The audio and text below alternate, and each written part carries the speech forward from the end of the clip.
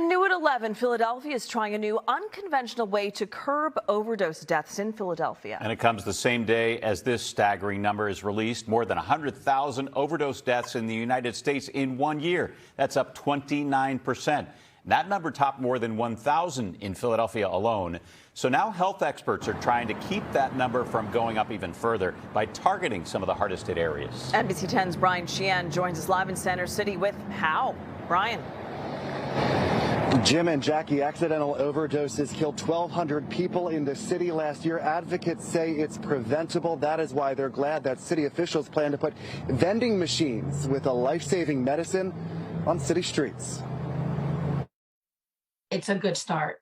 It's an amazing start, actually, in saving lives. Rosalind Pichardo's reversed 815 overdoses throughout her life, many in Kensington, one of the areas in the city hardest hit by the drug crisis. I know that Kensington has been the focus of folks in active addiction. However, South Philly has had quite an increase in the amount of overdoses. That's why the city's health department's working on putting the overdose reversal medicine naloxone, also known as Narcan, in vending machine style dispensaries in parts of South and West Philly where drugs run rampant. What Narcan means to someone who's in active addiction means possibly saving their life. The machines are already being used in parts of Las Vegas and other areas of the country, but as for where they'll go here, the Philadelphia Health Department says it's currently working to identify sites and is focusing on placing them in areas where overdose deaths are rising, but naloxone isn't traditionally available.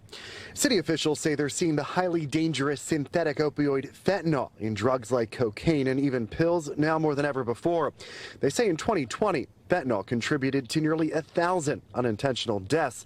That's an 11.5% increase from 2019. Expanding access to naloxone continues to be a top priority for the Wolf administration. While the city plans to make getting naloxone easier for those in certain neighborhoods, today state officials reminded the public it's available to anyone who wants it. Individuals across Pennsylvania can watch a training video and receive naloxone free through the mail directly to your home through a state partner called Next Distro.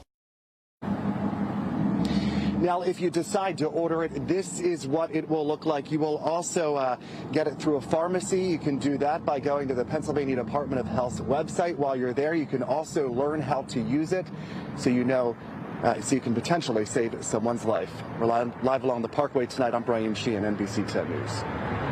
Brian, thank you. And in that story you heard Kensington mentioned, which is one of the largest open-air drug markets in the country. It is full of people caught up in a world of drugs they can't escape.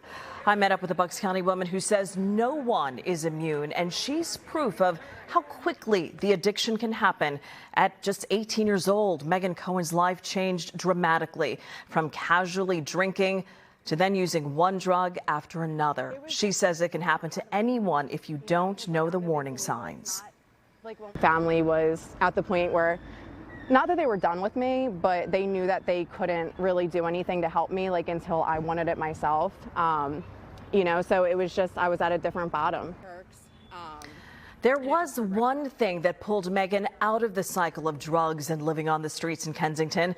Tomorrow night, here at 11, she sits down with me to talk about how she fell into that drug-addicted lifestyle almost overnight and what got her to finally stop.